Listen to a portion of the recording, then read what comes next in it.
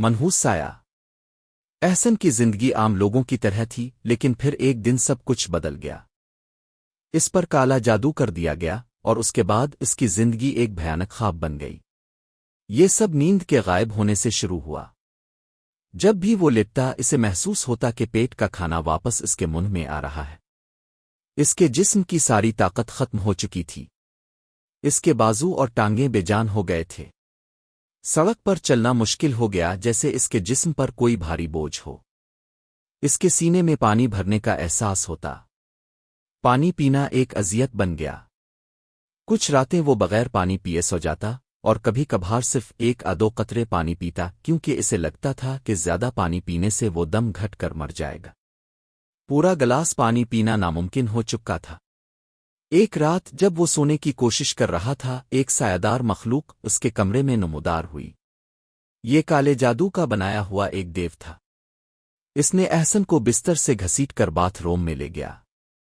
اچانک اس نے احسن کے منہ پر زور زور سے مکے مارنے شروع کر دیے۔ ہر مکے کے ساتھ اس کے دماغ میں شدید درد کی لہر دوڑتی۔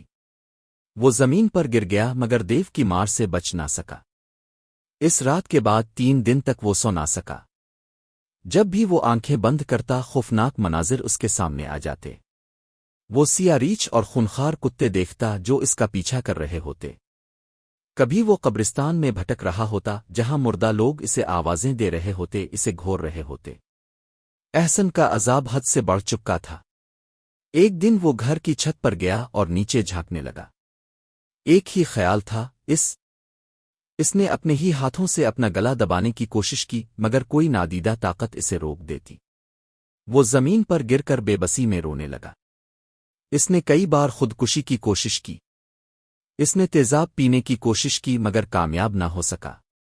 ہر رات جب وہ سونے کی کوشش کرتا تو ایک بوڑھی عورت کی خوفناک ہنسی سنائی دیتی۔ کبھی کسی بوڑھے مرد کی سرگوشی آتی۔ ایک آواز مسلسل اس کے کانوں میں گونجتی، سب لوگ صحت مند ہیں مگر تم بیمار ہو۔ اسے لگتا کہ کوئی چیز اس کے جسم میں گھس چکی ہے اور اسے اندر سے کھا رہی ہے۔ کبھی اسے لگتا کہ اسے شوگر ہو گئی ہے، کبھی وہ نمونیا کا شکار محسوس کرتا۔ رات کو جب وہ روتا تو اس کی ماں اور بھائی بے چین ہو جاتے۔ اس کا بھائی جو اس کی حالت سمجھنے سے قاصر تھا، غصے میں آ کر اسے مارنے لگتا، کبھی تھپڑوں سے کبھی لاتوں سے۔ احسن کا جسم کمزور سے کمزور تر ہوتا جا رہا تھا۔ سورج کی گرمی اسے جلا دیتی، ٹھنڈی ہوا اس کے جسم میں چھید ڈال دیتی، سردی اسے موت کی طرح لگتی تھی۔ وہ کوئی کام نہیں کر سکتا تھا، نہ ہی روزگار کما سکتا تھا۔ جب وہ دوسروں کو کام کرتے دیکھتا تو آنسو اس کی آنکھوں میں آ جاتے، کیونکہ اس کے ہاتھ اور ٹانگوں میں کوئی طاقت نہیں بچی تھی۔ وہ خود کو فالج زدہ محسوس کرتا تھا۔ جب وہ کسی خوشی کے موقع پر جاتا تو اسے لگتا کہ یہ اس کی زندگی کا آخری تہوار ہے۔ زیادہ تر وقت وہ چھت پر بیٹھ کر سوچتا رہتا کہ اس عذاب سے کیسے نجات حاصل کرے۔ پھر ایک رات اس نے آخری فیصلہ کر لیا۔ وہ چھت کے کنارے پر جا کھڑا ہوا۔ ہوائیں چل رہی تھیں، وہی سرگوشیاں واپس آ گئیں، وہی خوفناک ہنسی گونجنے لگی۔ اس نے آنکھیں بند کیں، گہری سانس لی اور چھلانگ لگا دی۔ اندھیروں نے اسے اپنی آغوش میں لے لیا۔